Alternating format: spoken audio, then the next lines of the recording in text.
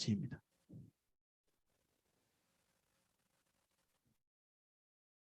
제가 내용을 읽어보겠습니다. 여호와께서 너희의 말소리를 들으시고 노하사 맹세하여 이르시되 이 약한 세대 사람들 중에는 내가 그들의 조상에게 주기로 맹세한 좋은 땅을 볼 자가 하나도 없으리라. 오직 여분네의 아들 갈렙은 온전히 여호와께 순종하였은즉 그는 그것을 볼 것이요 그가 밟은 땅을 내가 그와 그의 자손에게 주리라 하시고 여호와께서 너희 때문에 내게도 진노하사 이르시되 너도 그리로 들어가지 못하리라. 내 앞에 서 있는 눈의 아들 여호수아는 그리로 들어갈 것이니 너는 그를 담대하게 하라. 그가 이스라엘에게 그 땅을 기업으로 차지하게 하리라. 또 너희가 사로잡히리라 하던 너희의 아들과 당시의 선악을 분별하지 못하던 너희의 자녀들도 그리로 들어갈 것이라. 내가 그 땅을 그들에게 주어 산업이 되게 하리라. 너희는 너희는 방향을 돌려 홍해길로 따라 광야로 들어갈지니라 하시매 너희가 대답하여 내게 이르시기를 우리가 여호와께 범죄하였사오니 우리 하나님께서 우리에게 명하신 대로 우리가 올라가서 싸우리이다 하고 너희가 각각 무기를 가지고 경솔히 산지로 올라가려 할 때 여호와께서 내게 이르시되 너는 그들에게 이르기를 너희는 올라가지 말라 싸우지도 말라 내가 너희 중에 있지 아니하니 너희가 대적에게 패할까 하노라 하시기로 내가 너희에게 말하였으나 너희가 듣지 아니하고 여호와의 명령을 거역하고 거리낌 없이 산지로 올라가매 그 산지에 거주하는 아모리 족속이 너희에게 마주 나와 벌떼같이 너희를 쫓아 세일산에서 쳐서 호르마까지 이른지라 너희가 돌아와 여호와 앞에 통곡하나 여호와께서 너희의 소리를 듣지 아니하시며 너희에게 귀를 기울이지 아니하셨으므로 너희가 가데스에 여러 날 동안 머물렀나니 곧 너희가 이곳에 머물던 날수대로니라. 아멘. 내용을 살펴보겠습니다. 여호와께서 너희의 말소리를 들으시고 노하사 맹세하여 이르시되 지금 일어나고 있는 사건은 어떤 법칙을 어겼다 뭐 이런 내용이 아니라 인격 대 인격의 관계 안에서 문제가 발생한 것입니다. 인격체이신 하나님과 우리도 여전히 인격체잖아요. 사람도 인격체니까 이 두 인격체가 갈등을 빚고 있는 거죠.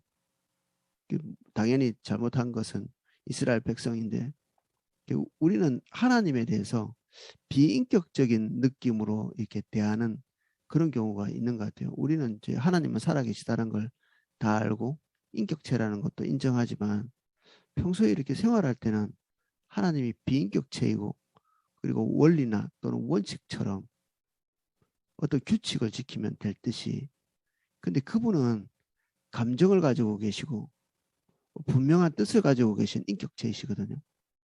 그래서 우리는 그분과 관계를 맺고 있는 것이지 우리가 그분이 제시하신 어떤 규정과 규칙을 지키면서 때로는 그분을 이렇게 만족시키는 그런 것들이 이 인격체에는 할 수 없죠. 뭐 아내가 매일 이렇게 쓰레기 치우는 걸 좀 도와줘 뭐 이렇게 하면 제가 그 쓰레기만 계속 치운다고 아내를 만족시킬 수 있는 것은 아니죠. 그게 포함됐을지 모르겠지만 아내가 인격체라는 사실을 인정하고 그때그때 관계로서 들어가야 거기에서 무엇을 원하는지 순간순간에 필요한 것들을 공감하고 또 뭔가 이렇게 도와주고 서로 사랑의 관계가 되고 이렇게 하는 거잖아요. 하나님과 우리 사이의 관계를 그 인격체로 이렇게 이해하고 그 하나님 앞에서 이렇게 행하는 것 그분이 가지고 있는 어떤 규칙성 뭐 이런 것들에 기대어 가지고 하나님께 접근하는 것 그래서 묘책을 찾는다든지 이런 것들은 올바른 방향성은 아니죠. 내 삶에 뭔가 문제가 생겼어 이렇게 할 때 그러면 문제를 바로잡을 수 있는 묘책이 뭔가 그런 건 없죠. 뭐 이렇게 하십시오 저렇게 하십시오 뭐 다시장 막 나오십시오 기도 더 하십시오 이런 단편적인 이야기가 한 면에서는 거기까지가 본질적인 것으로 가는 데까지 뭐 다소 어떤 길이 될 수 있을지 모르겠는데 근본적인 거는 그런 대답으로 채울 수가 없습니다. 그러니까 방법이 없는 거죠. 답이 없고 예수님이 말씀하신 대로 이 기묘한 대답이죠. 이런 대답들은 나는 길이다. 내가 진리다. 내가 생명이다.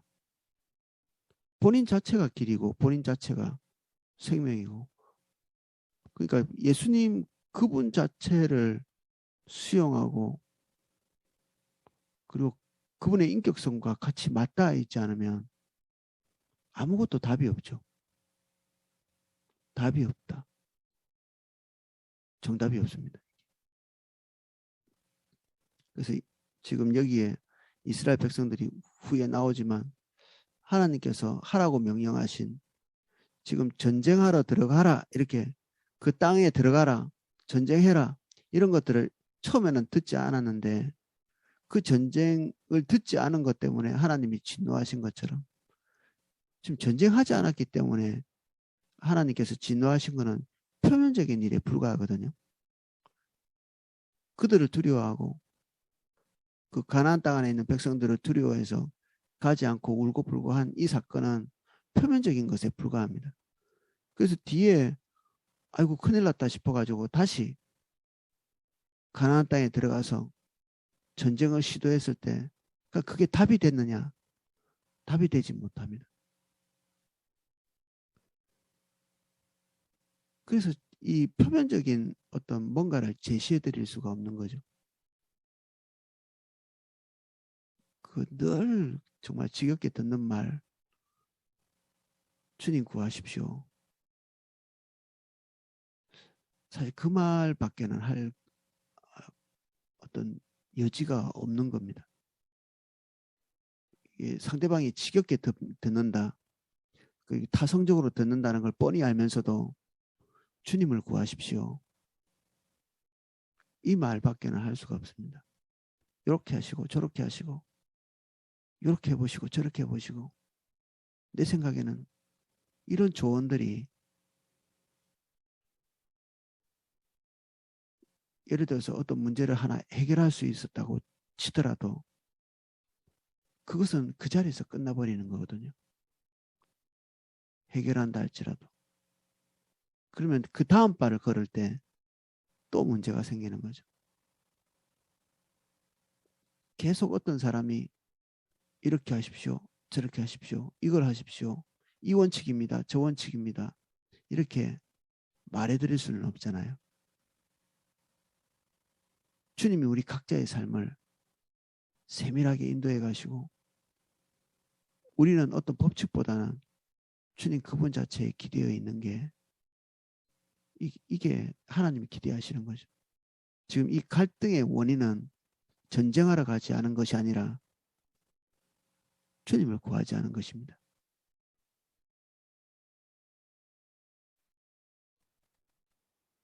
이것은 이스라엘 백성에게 재앙이 닥쳤어 이렇게 이야기할 수 있지만 반대로 생각할 때는 하나님에게 큰 고통을 안겨준 거죠. 이스라엘 백성들이.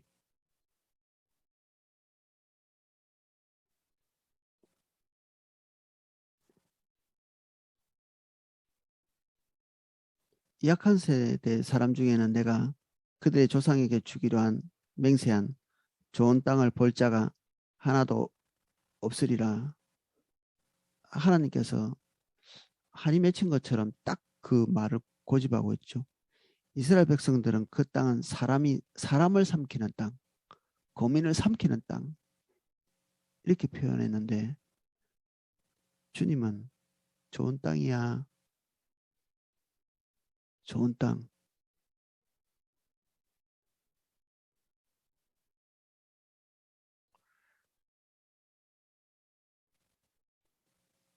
우리가 도달해 있는 땅이 어떤 땅인가요? 지금 여러분들이 거하고 있는 환경, 거민을 삼키는, 나를 삼키는, 나를 고통스럽게 만드는 그런 환경이라고 생각하시면 하나님의 선하심을 오해하는 것입니다. 지금 현재 우리가 한 모든 환경들, 이게 최상의 환경이죠. 주님께서 그렇게 결정하셔서 우리에게 부르신 것입니다. 그래서 믿는 자들은 최소한 기본적으로 가져야 될 태도가,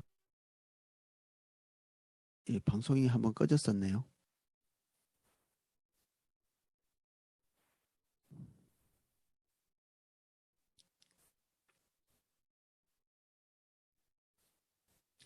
오직 여분의 아들 갈렙은 온전히 여호와께 순종하였은즉 그는 그것을 볼 것이요 그가 밟은 땅을 내가 그와 그의 자손에게 주리라 하시고, 하나님은 확률적으로 일하시지 않죠.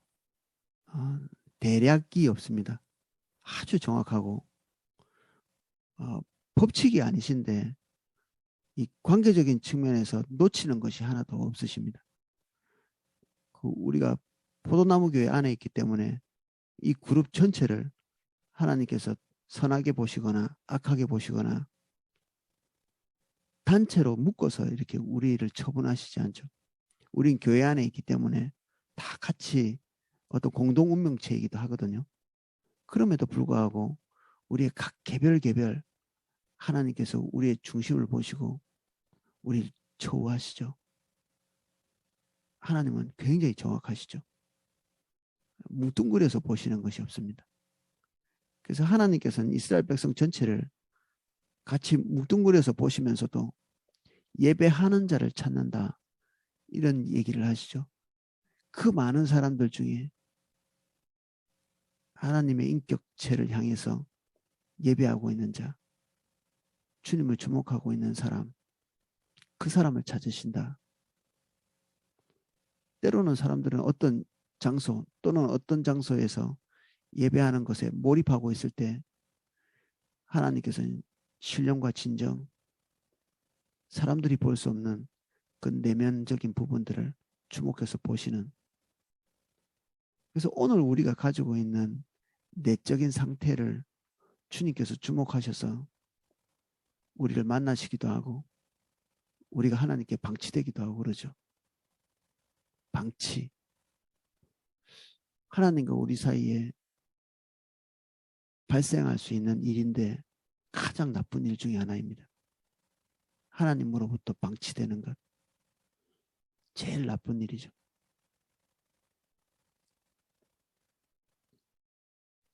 여호와께서 너희 때문에 내게도 진노하사 이르시되 너도 그리로 들어가지 못하리라. 무리바에서 있었던 사건을 이제 언급하고 있습니다. 지금 아주 과거의 일을 다시 이렇게 끄집어 와서 거론을 한 거 보면 모세에게도 이것이 정말 뼈아픈 고통이었을 것 같습니다. 그래서 본인 잘못이라고 말할 수도 있겠죠. 한면에서는 하나님의 성품을 드러내지 못하고 바위를 2번씩이나 격분해서 지팡이로 바위를 치고, 그런데 또 그 올바르지 않은 방법으로 행했는데 물은 또 나오는 거 보면 이 하나님의 역사 그리고 기적, 이것과 온전함과 순전함, 이것 사이에 딱히 뭐 일치하는 그런 부분들은 없는 것 같아요. 그래서 리더가 된 사람들은 굉장히 주의해야 될 필요가, 하나님께서 리더에게 은혜를 주시고 그 축복을 주시고 그의 말에 하나님께서 뒷받침하시는 것은 어떤 리더 때문이라기보다는 그 리더의 영향을 받고 있는 그 사람들, 백성들을 향한 하나님의 긍휼 때문이죠. 이스라엘 백성들이 모세를 경홀히 여기거나 그의 권위를 시답지 않게 이렇게 생각하거나 그의 존재에 대해서 어떤 영적인 의미를 이렇게 삭감시키는 것 자체가 이 주님의 인도를 따라가야 될 입장에서는 이 중대한 결손이 되는 거죠. 그래서 그의 올바르지 않은 부분들이 노출되어 있는 상황인데도 이스라엘 백성들 눈에는 이런 것들이 전혀 노출되지 않는, 그냥 덮어놓으시는. 결과론적으로는 모세는 이 일 때문에 가나안에 들어가지 못하는, 어쩌면 자기가 평생 이 땅에서 누릴 수 있는 어떤 가장 이렇게 높은 수준의 상급이라고 볼 수도 있는데 이게 박탈당하죠. 그래서 공동체 앞에서 그가 리더로서 자리를 유지했을지는 모르겠지만 하나님 앞에서 그동안 가지고 있었던 그 하나님의 신뢰, 하나님의 전적인 어떤 긍휼, 이런 것들은 잃어버린 거죠.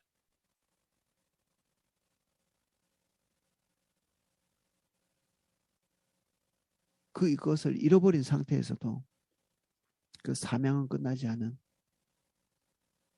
그로부터 40년을 리더의 자리에 있잖아요.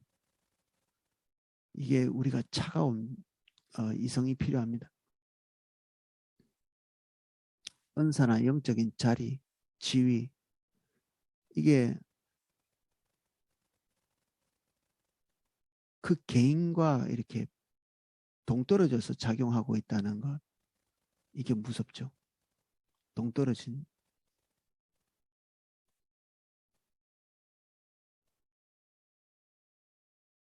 그래서 리더가 된 사람은 여전히 그 자리에 있을지라도 어떤 책에서 표현하고 있는 것처럼 어제의 사람일 가능성이 있고요. 오늘 주목을 받지 못하는 자리에 있어도 그 사람은 내일의 사람일 수 있습니다. 오늘 그 사람에게 일어나는 일이 그 사람의 전부를 말해주지는 않습니다.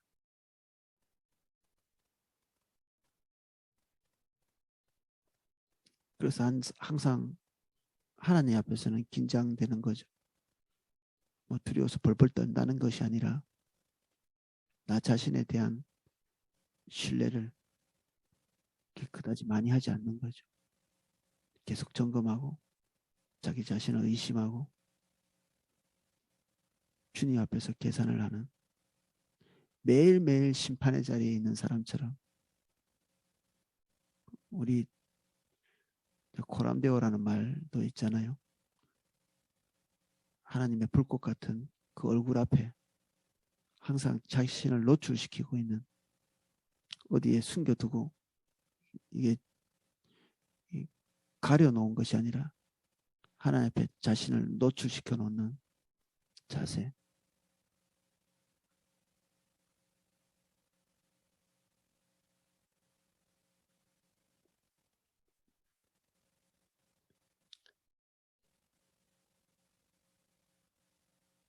(39절) 또 너희가 사로잡히리라 하던 너희 아이들과 당시에 선악을 분별하지 못하던 너희의 자녀들도 그리로 들어갈 것이라. 내가 그 땅을 그들에게 주어 산업이 되게 하리라. 우리 인간이 판단하는 것 중에 하나님의 생각과 동일한 것이 없습니다. 이것의 격차를 하늘이 땅에서 높은 같이, 이런 표현을 쓰고 있거든요. 하늘이 땅에서 높은 같이. 우리는 올바른 판단할 수 없고, 이 확률이 얼마나 되느냐? 0%쯤 됩니다. 올바로 판단할 수 있는 가능성이. 그럼 올바른 건 뭐냐? 내 삶에 유익이 되느냐 안 되느냐, 우리는 이런 걸로 판단하거든요. 내가 결정한 결정이 득이 되었느냐 실이 되었느냐, 이런 걸로 판단해요. 내 판단력을.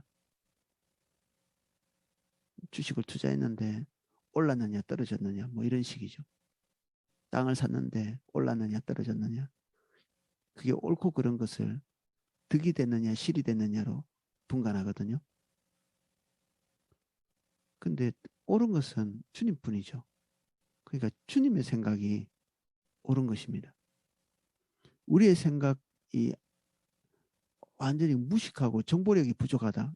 지금 이 얘기를 하기 위해서 하나님의 생각과 우리 생각의 그 격차를 얘기하고 있지 않고요. 두 개의 개별적인 인격체가 생각이 다른 것입니다. 아내와 남편이 생각이 다를 수 있는 것처럼 하나님과 우리가 전혀 다른 뇌를 가지고 있기 때문에 생각이 다르죠. 이 세상을 주도하는 것은 우리와 의논하셔서 중간을 결정하신 게 아니라 그분의 생각 속에 있는 것을 이 땅에 계속해서 관찰해 나가십니다. 하나님은. 그분이 생각하시는 것, 그분이 결정하신 것, 그분이 주도해 나가시는 것.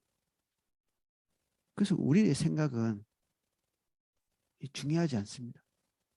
어떤 사람에 대한 판단도 중요하지 않고 저 사람은 왜 저런가, 저 사람은 1번, 2번, 3번 이렇게 분석한다 할지라도 지금 우리에게 처해 있는 상황이 1번, 2번, 3번 이렇게 분석한다 할지라도 그게 필요 없는 것입니다.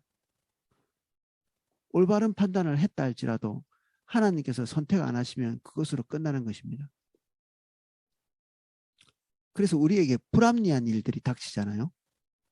거의 우리에게 해를 끼치지 못할 가능. 그것 자체가 우리에게 해를 끼치지 못합니다. 다시 말하겠습니다. 불합리한 일이 그것 자체로서 우리에게 해악을 끼치지 못합니다. 하나님께서 우리를 향하신 온전하신 뜻이 불합리한 상황 때문에 그 뜻이 휘어지지 않습니다.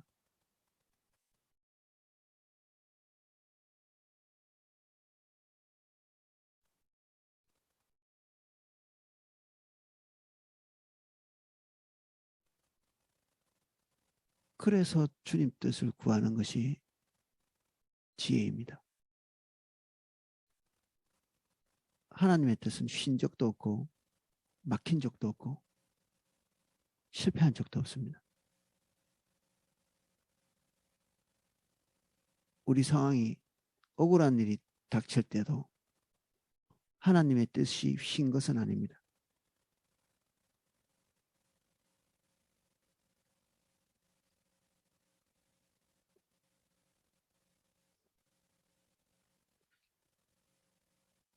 그들의 생각에는 객관적인 판단으로 볼 때 우리가 우리의 자녀를 지키지 못하고 그들의 아내를 지켜주지 못할 거기 때문에 사로잡힐 것이라고 판단했지만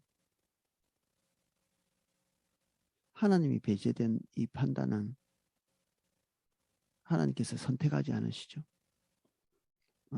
이런 판단에 대해서 옳다 그르다 이런 말을 쓰는 것은 별로 합당하지는 않은 것 같아요.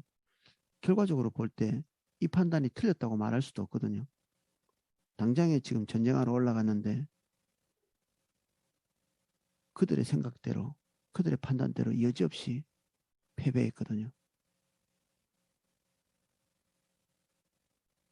주님께서 후원하시지 않기 때문에 그렇습니다.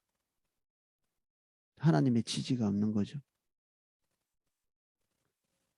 가장 중요한 환경적인 요소, 우리가 감안해야 될 가장 중요한 요소는 지금 하나님의 지지가 있는가, 지금 하나님의 지지가 없는가, 내가 주님과 함께 머물러 있는가, 주님이 우리와 함께 동행하고 계시는가, 이게 가장 중요한 요소지. 내가 판단할 때 이 환경이 나에게 적대적인가, 아니면 순한 환경인가. 우리는 판단해봤자 기껏 그거밖에는 판단할 수가 없습니다. 지금 내가 불리한가 유리한가 그 정도 판단하는 거죠. 좀 쉬울지 모르겠지만 그게 하나님의 백성에게 그렇게 중요한 요소가 되지 못합니다. 너희는 방향을 돌려 홍해길을 따라 광야로 들어갈지니라. 이게 저는 인간이 경험할 수 있는 가장 뼈아픈 순간인 것 같아요. 인간이 경험할 수 있는 가장 뼈아픈 순간. 다시 되돌아가는 것. 저는 이게 정말 무섭거든요. 혹시 내가 되돌아가고 있지 않나? 어쩌면 이스라엘 백성들은 40년 동안 그들이 방황하고 있고 배회하고 있고 어디론가 계속 가기는 가니까 때가 되면 하나님께서 먹을 거 입을 거 채워주시고 때가 되면 어디론가 이동하고 있기 때문에 그들은 그들의 인생이 전진하고 있다고 생각했을 수도 있겠죠. 너희들은 하나님 앞에서 버림받았어라고 한 번, 두 번 말 들었을지 모르겠지만 그들의 삶에 깊이 들어가고 나면 금방 잊어버리죠. 설교 들어도 예배당 밖을 나가는 순간에 잊어버려지는 것처럼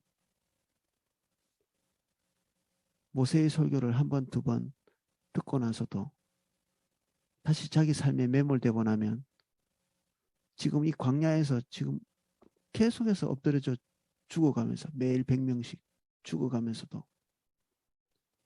자기들은 자기 인생에 몰입되어 있고 아 인생이 이런가 봐. 그냥 인생이 이런 것이 정상인가 봐 하고 그렇게 계속 가는 거죠. 40년 동안. 그러면서 다시 한번 하나님 앞에서 재기하지도 못하고 인생이 그걸로 끝나버려요.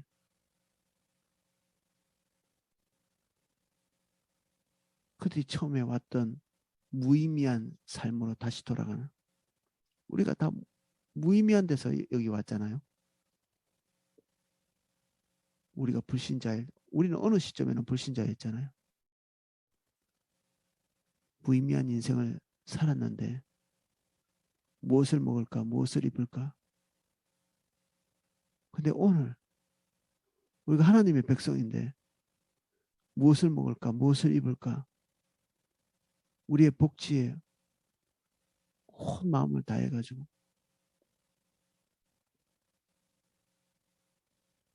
우리는 계속 살아가고는 있지만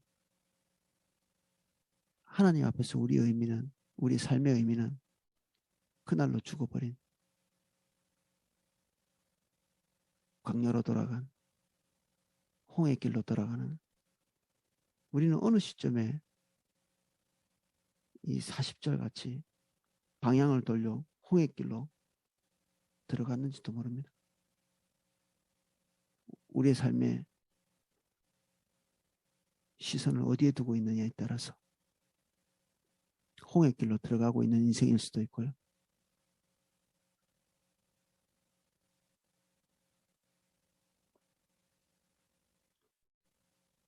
부흥은 언제 온다라고 말할 수가 없습니다. 이 나라에 부흥이 왔으면 좋겠지만 우리가 살고 있는 지역에 부흥이 왔으면 좋겠지만 그것은 우리가 조절할 수 있는 것이 아닙니다. 하나님의 주권에 속해 있기 때문에.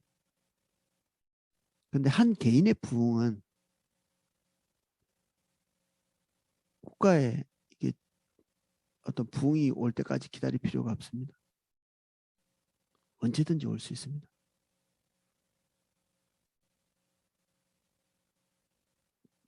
그래서 부흥은 이미 어떤 개인에게는 와 있을 수 있고요. 하나님의 말씀은 어떤 사람에게는 이미 성취되어 있을 수 있습니다.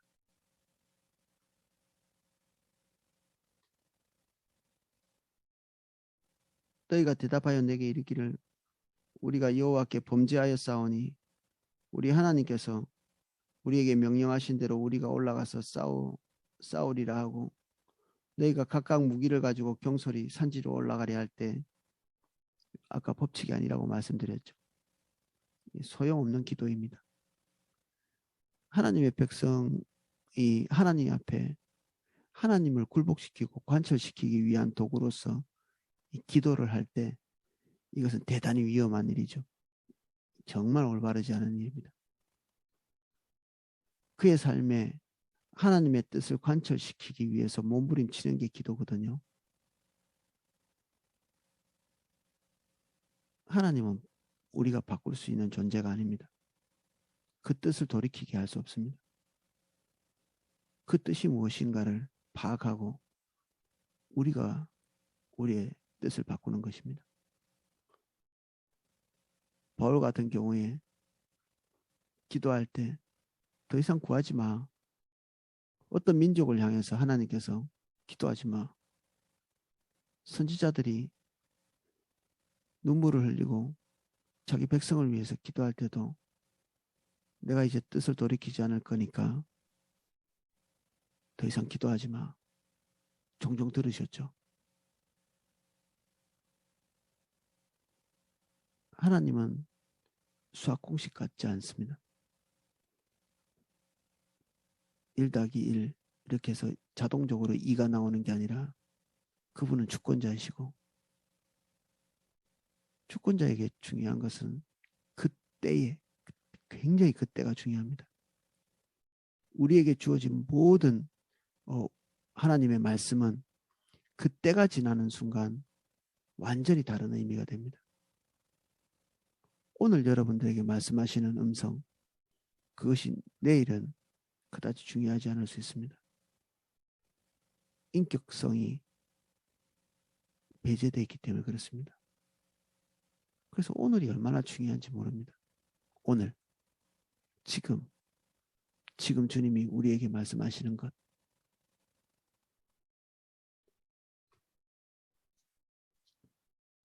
여호와께서 내게 이르시되 너희는 그들에게 이르기를 너희는 올라가지도 말라 싸우지도 말라 내가 너희 중에 있지 아니하니 너희가 대적에게 패할까 하노라 하시기로 내가 너희에게 말하였으나 너희가 듣지 아니하고 여호와의 명령을 거역하고 꺼리낌 없이 산지로 올라가며 자기중심적인 생각, 가치 이게 악이거든요.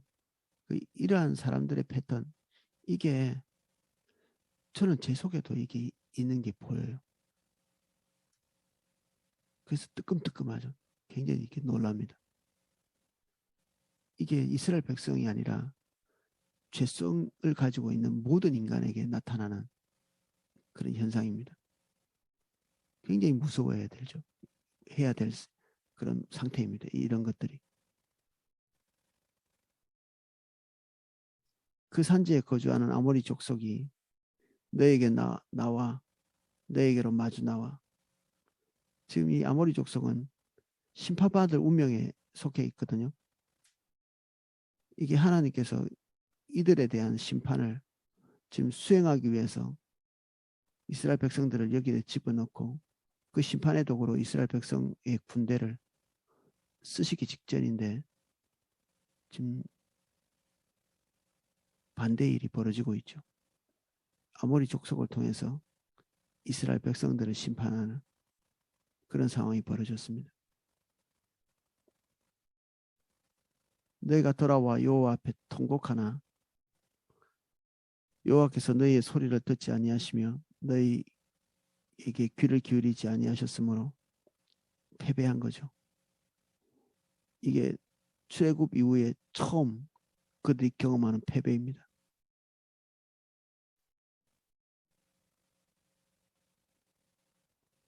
걱정하고 두려워하고 염려하고 하나님께 반항했을지 모르지만 패배한 적은 없었거든요. 하나님의 관용 때문에 그렇습니다. 여기서 패배인데 우리가 인생에 이런 패배들을 한번 하죠. 근데 이 패배 자체가 우리에게 가장 큰 재앙은 아닙니다. 이 패배가 우리에게 무엇을 의미하는가? 그것이 중요합니다. 패배 자체가 중요하지 않습니다. 패배가 우리에게 뼈아프다면 이스라엘 백성하고 똑같습니다. 여기에서 통곡은 이 패배의 의미를 제대로 알고 통곡하고 있는 것이 아닙니다. 이 패배의 의미는 하나님의 지지가 떠났다는 걸 얘기하는 건데 이들은 패배 자체에 초점이 맞춰져 있는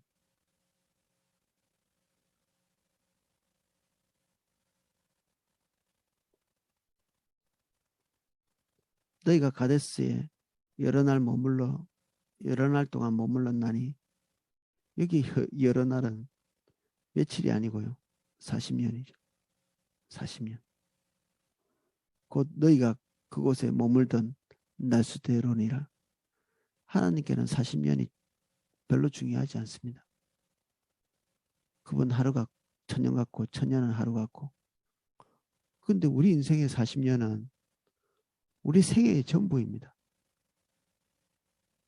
우리 인생은 1년이 중요하잖아요. 우리가 영원히 살지 못하니까. 우리의 남은 날을 계수하는 것이 지혜라고 말씀하셨습니다. 다윗의 고백이죠. 하나님께 구해야 될 지혜. 하나님, 내 남은 날을 계수하는 지혜를 주십시오. 내 남은 날을 계수하는 지혜. 생각보다 많이 안 남았을 수 있습니다. 내 인생이 하나님의 지지를 경험할 수 없는 무익한 형통한 일은 계속 벌어질 수 있습니다. 형통한 일. 내가 원하는 것들은 계속 일어날 수 있습니다. 이 사람들 원하는 대로 자기의 삶에 몰두하는 삶을 원했는데 그대로 살고 있거든요. 앞으로 40년 동안 그들이 원하는 대로 무엇을 먹을까 무엇을 입을까 그런 거 다 체험받으면서 40년간 앞으로 살게 될 것입니다. 이 사람들은 광야에서. 근데 이 사람들이 지금 생각해야 될 것은 이제부터 그들의 삶에 의미가 사라지게 될 것이라는 것입니다. 우리에게 의미가 되시는 것은 주님의 지지, 주님의 뜻인데 앞으로 먹을 거 입을 거 염려하지 않고 40년 살겠지만 이들의 삶의 의미는 이날로 끝입니다. 예, 오늘은 여기까지 살펴보겠습니다.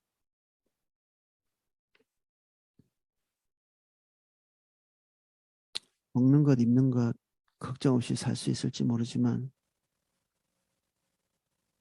우리 생의 의미는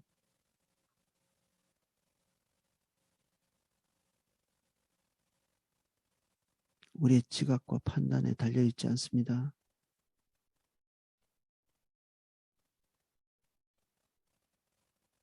세상 사람도 배부른 돼지보다 배고픈 소크라테스가 되겠다고 그들의 인생이 그들 육신을 편안하게 만드는 그것에 머물러 있지 않겠다고 발버둥 치는 사람들이 많습니다. 하물며 우리 하나님의 백성이 무엇을 먹고 무엇을 입고 우리의 삶의 안정을 어떻게 이루고 이것이 우리의 삶의 의미가 아닌데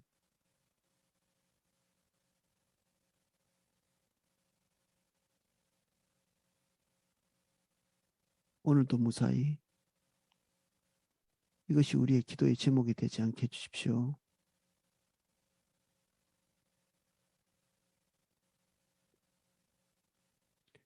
우리 인생이 앞으로 하나님 앞에서 의미를 잃은 삶이 거듭되지 않게 우리가 두려움으로 주님을 구합니다.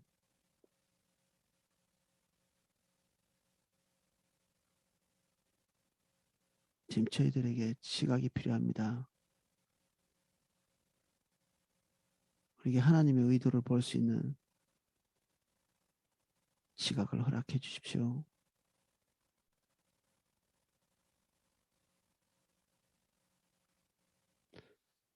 예수님 이름으로 기도하였습니다. 아멘. 예, 제가 기도하고 큐티하실 수 있도록